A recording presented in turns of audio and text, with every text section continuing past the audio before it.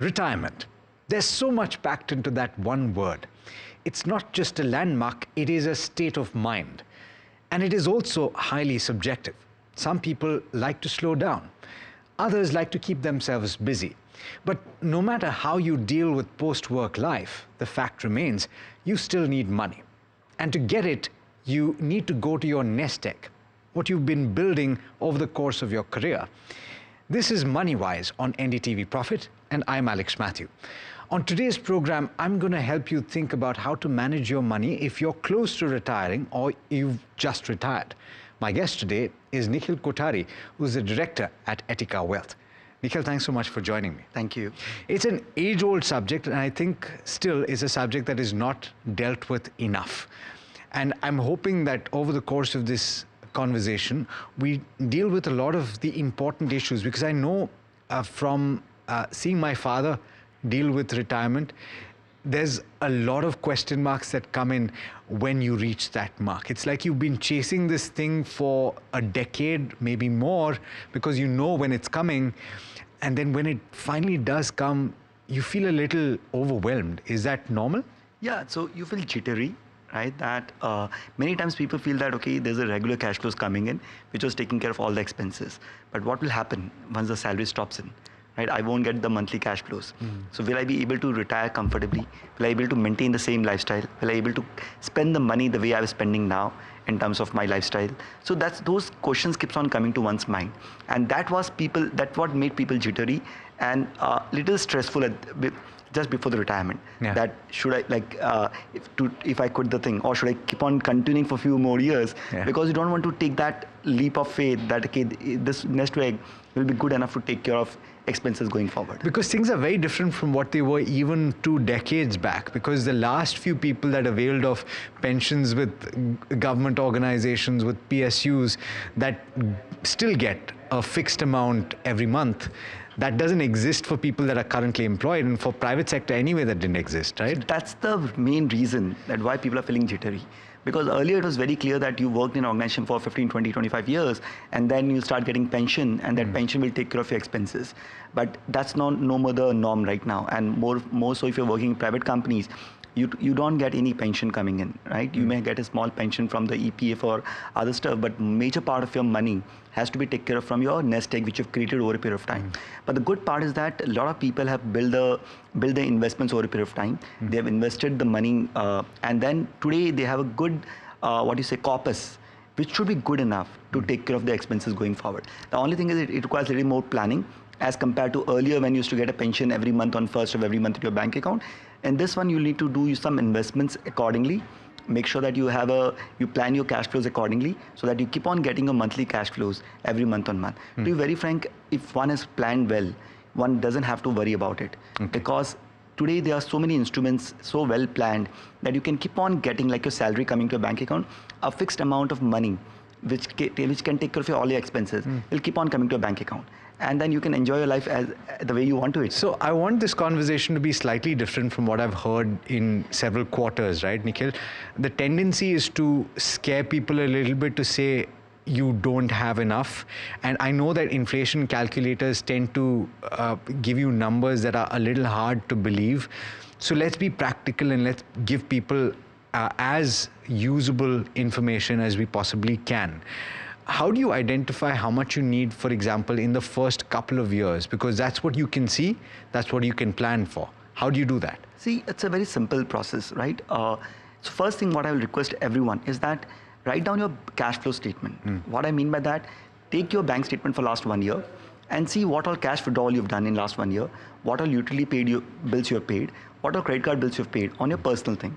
That will give you a very clear idea that what has been my monthly expenses every month on month for last 12 months. So you get a fair idea that, okay, what will be my expenses going forward, right? Based on that, you can calculate that, okay, if this is the expenses, based on inflation, what will expenses in the next 3, 4, 5 years? And for that, how much corpus I need to have. But just to give you a practical number in this one. Finish up. Yeah. If say 1 lakh rupees a month is a decent number to go with. So if someone has 1 lakh rupees as a monthly expenses, in next 5 years, the same expense will be, say, 1.5 lakh rupees monthly expenses, or 1.4 to 1.5 lakh. And for that, he requires a corpus of 3.35 crores. That's not a large corpus, right? Yeah. Because you have so many instruments you have done over a period of time.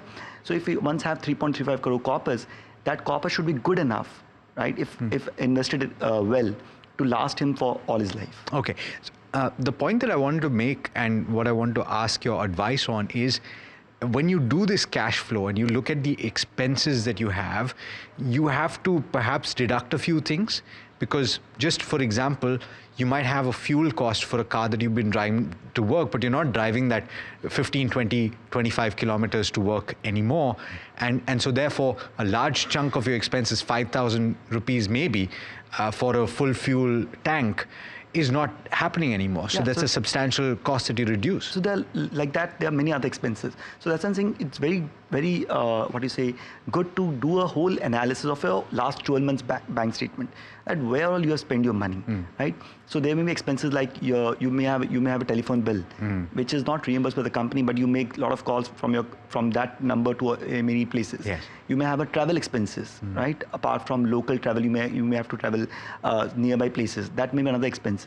Then you may have some kids expenses, right? Because you're earning, you keep on spending some part of the money for them also, right? Or your grandchildren. Or your grandchildren also. So those expenses may or may not be there going forward. Apart from that, when you're working, you may have to have more dine outs as compared to when you retire. Right? So those will have a few more expenses which can be deducted. So it's very clear that you get a realistic number, right? Don't get jittery that, okay, what is my expenses? What is my salary? I should get the same salary now. Yeah, you can't draw that. Salary. And you shouldn't be drawing that. You should not be drawing the salary, right? Because the salary components, apart from your expenses, has to take care of your savings also. But once you retire, you don't have to save more money. You only have to take care of expenses. And it's also true that towards the end of your career, you're usually earning a much fatter paycheck than when you started, obviously. Right. And so a large amount of the saving that you do is, in fact, in those last 10 years, a very large amount, because you're not requiring the entire paycheck and you set aside periodically what you don't need, right? Exactly. So to be very frank, if someone has to do his whole cash flow analysis over a period of time, I'll say from 50 to 60, he roughly saves 50 to 60% of his, Right, that's what I was trying to get at. Right? Yeah. So people think that, okay, I need to continue to get the same salary. You do not have to get the same salary, right? You only need to take care of expenses, which may be like 30, 40, 50% of your expenses. And in the salary component, there's something called as PF calculation, right? There's income tax and all this stuff. You still look at a gross salary and you say, okay, I need to draw that much. You don't have to do that. Your EPF contribution doesn't have to go. Your superannuation contribution doesn't have to go. Yeah. So you have to deduct all those numbers, right? So that's something very good to do your cash flow analysis. That will give you exact number that what is my expenses, right? And if I continue same lifestyle, then what is the number I need to have it? Okay, so when you hit that landmark, and what we've been talking about is just after, right? You've just retired and what you need to do after that. But when you do hit that landmark, you have a few choices available to you, and you have a certain corpus that you probably have not been paying too much attention to. Among them, possibly you've been making contributions to the National Pension Scheme, if you have, or you have the Employee Provident Fund, which has accumulated a corpus over the last several years, one would assume. If you worked long enough for a company, there's also gratuity that you will get towards the end. So how do you come to terms with all of the money you have? So on the one hand, you've talked about the expenses, but there is a large amount of money that you will have available to you suddenly. So what I've realized that a lot of people just say, okay, I have some investment there, some investment here, but they actually don't know what is the value of all the investments. They don't consolidate it. They don't consolidate. The first thing what you need to do just before you're retiring is to consolidate all your assets. That please write down that what all money I have in various places. So it starts with EPF, because most of the people, EPF is a large section of your overall investment which you've done for retirement. And it's tax-free. And it's tax-free, right? So first you need to get the EPF. And then again, EPF, if you have changed your organization, you may have a multiple UN numbers, right? So it's very important that make sure that you merge all your UN numbers in one UN number. Did you have to do that before retirement, or is it possible to do that even after? It's possible to do even after, but ideally you should do just before retirement, so that when you have to withdraw the money, you know that you can do in one go. I'm curious, have you been helping people that have had issues with drawing from the EPFO recently? Because we've heard a lot of complaints about people being unable to withdraw from the EPFO. See, there are multiple reasons why people are not able to withdraw, right? One is that when he has moved from one organization to another organization, he would have not informed the new organization that he already have a EPF number, or the old EPF will be contributing money to the EPF organization, and the new company would be doing their own trust, right? So that's why there can be multiple reasons. The Aadhaar card may not be updated. Yes. The old ex-employee would not put the exit date as a number. Or your name may have been written as K.M. instead of what the full name. Full name. So there can be multiple reasons. Now, in that case, you have to go to EPFO directly, or you can write them an email. The way you can help is that you have to again go back. So they will write you a reason why they're not able to do the particular withdrawal, or they're not able to merge or something. Then you have to go back to your ex-employee if you have to do any changes, and they have to do the changes accordingly. Okay. Right? So the idea is that you should do this planning well in advance, yeah. right? Instead of waiting, instead of doing at later part, right? So write down your EPF statement, that what your EPF is there, what is the balance in that. That will be a good part of your overall contribution. Then you write down your NPS. Then you may have a superannuation. So get your superannuation balances, get all your mutual funds. So you over a period of time, you have done mutual fund multiple places. Yes. Right? Consolidate that into one place. You may have a multiple demat accounts. Yes. Consolidate that into one place. You may have a lot of LIC policies. Now LIC policy God. you have done long back.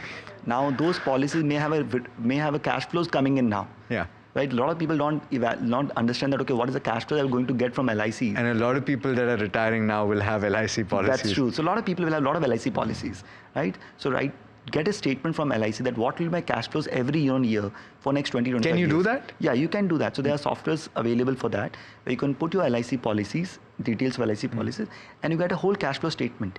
That what will the tentative cash flows to your, based on your policy, what are the tentative cash flows for you for the whole life, and it matches to 95% of the final corpus which you're going to get it, right? So it's very accurate. So you can get the cash flow statement, right? So consolidate all investments in one place. You may have a multiple real estate, right? So idea is to consolidate real estate, and you shouldn't have like 10 real estate in 10 different places. Well, right? I mean, not very likely, but yeah, I get the point. People have like, you're saying that there are people that have 10 so 10 not properties? 10, but I'm saying they will have 3-4 real estates. Right. The reason is that they might have worked in some place. Say, for example, they've earlier worked in Bangalore, they have a house in Bangalore, then they move to Mumbai, then they have another house in Mumbai. I think that I've been spoilt by Mumbai. I've lived practically my entire life here, and the idea of owning 4 properties in Mumbai is just... It's Mumbai, but I'm saying a lot of people have maybe have multiple properties in different locations, right? So it's consolidated into one place, right? So idea is that you consolidate all your investments in one place. The number, when you do this calculation, when you arrive at that final number, that should be good enough to take care of retirement. Okay. Right? So that's what I'm trying to say. People do, because they do not consolidate in one place, they actually don't know what their net worth is. Yes. And then they are not sure that whether they can sufficiently retire or not, or they can withdraw X amount of monthly expense or not. So I just met a client 2 days back, right? And he was extremely jittery. That Nikhil, now I'm going to retire. I'm closed on my wife is going to retire from his job and everything. So how will you take care of monthly expenses? And I said that, and he was saying my monthly expenses is 70,000 rupees. Sure. Right? Based on his corpus, he was easily able to withdraw 1 lakh rupees a month. Sure. But he didn't know that. But he didn't know that. Right? And after this meeting, he was so satisfied that now I can comfortably retire. It's just a weight off your chest, right? It's you need somebody to tell you, hey, you know what, it's going to be okay. That's true. So people feel that, okay, they may have to depend on their children. Yes. Which no one wants to do it, right? So he was feeling that, Nikhil, if I have to go back to my daughter, so he has one daughter, then Nikhil, I have to go back to my daughter. I don't want to do that. So I told you don't have to do that. You have a 1 lakh rupees of monthly expenses, which can take care of all your expenses all your life, right? And he has his own house. So he said, my expense is only 60,000 rupees, and I'm talking of 1 lakh rupees.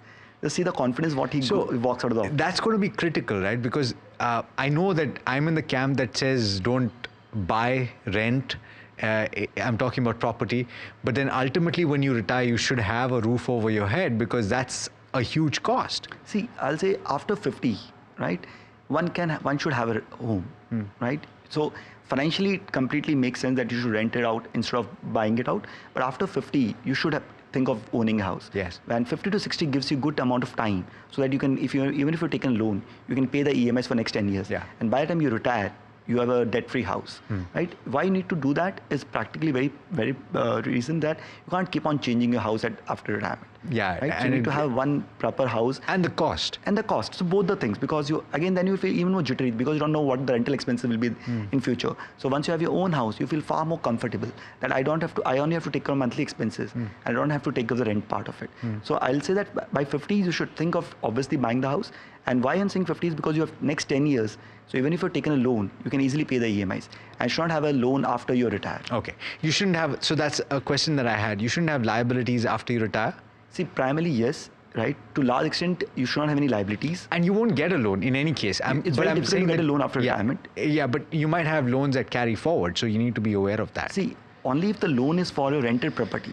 Say, for example, you have two houses and your own house is debt-free and your other house where there's a loan and there's a rental income which offset the EMIs. Yes. Then you can continue doing that. The reason being is that the rental expenses can be offset against the interest payment, so you don't pay any taxes on the rental income. So if you have a loan only from a perspective that your EMIs are taken care of by rental income, then it's fine. There are situations, Nikhil, that we've come across because when interest rates rose, a lot of banks chose to increase the tenure rather than the EMI because it was not possible to extend EMI beyond a certain point. It was affecting cash flows. And so a lot of people ended up having 10-year residual loans go up to 12, 14 years, and that was bleeding over into their retirement years. So the 10-year time frame which I'm talking about, you'll also get, so as in this in your career, this will be more or less, those years will be earning far higher than what you were earning in 20s or 30s, right? Yes. So you will also get bonuses. Get rid of the loan. Yeah, there are many companies which gives you ESOPs. Yes. Right, and that will also get vested, right? So you get a sizable corpus from there. So all that should be used to pay off the loans. Yeah. Okay. So we have a few choices when you do retire because NPS for one gives you the option of pushing it down the road. You don't have to redeem at that moment. 60% of course is withdrawal as a lump sum, which is tax-free. The rest, of course, has to be invested into an annuity program. But you can push it up to your 70. Should you do that? So practically, it again depends on what your cash flows are. Okay. Right? So if you don't need the funds. If you don't need the funds, can you postpone? The answer is yes. Yes. Because 60% still works as a tax-free income for you. But if you need the cash flows, then you should withdraw 60%. Invest according to the retirement strategy, what you need to follow, and remaining 40% gives you a pension, which takes care of some part of your monthly expenses. Yes. Right? So one can commute or not commute, depends on what his cash flow situation is. And the other choice, of course, is where do you put this large amount of money that you've probably gotten from the EPFO? And here we're assuming that you've jumped all of the hurdles, you've gone through the loops, and you've gotten the money, it's in your bank. How do you deploy that? And to that end, Nikhil, how do you structure your asset allocation in your portfolio after retirement? Because till that point, your focus has been on maximizing the kind of corpus that you will generate, but you're not earning anymore. So you want to also protect the capital that you've spent your life working towards.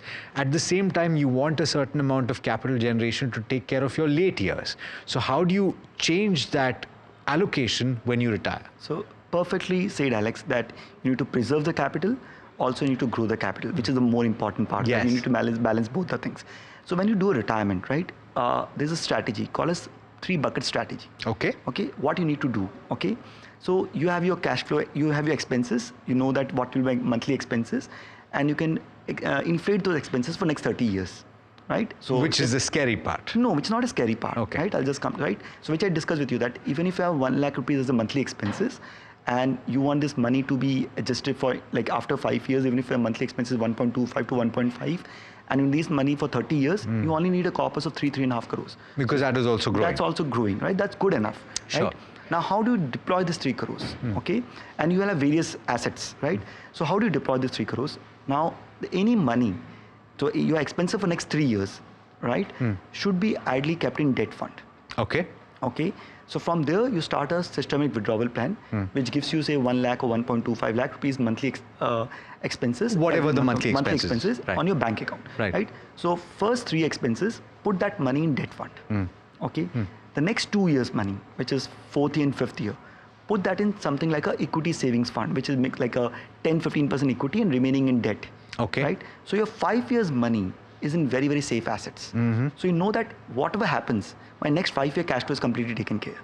Examples of this equity savings scheme? So like say for example, ICICI Equity Savings Fund, which have a 10% to 15% in equities and remaining in debt. Okay. Right. So which gives you slightly return kicker and also gives you safety. Right. Right. So that's the second bucket. That's the second bucket. The money which you require from 6th year to 10th year, that should be in a hybrid fund, which is like a balance fund, which is 50% debt and 50% equity. Your dynamic asset allocation fund. Okay.